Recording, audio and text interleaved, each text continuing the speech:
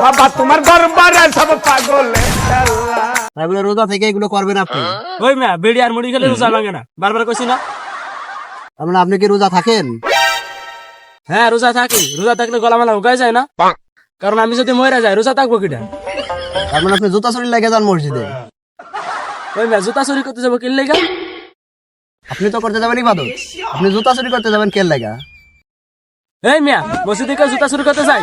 মসজিদে যারা যায় তারা সবাই ভাই ভাই, এক ভাই জুতা এক ভাই আনতেই পারে।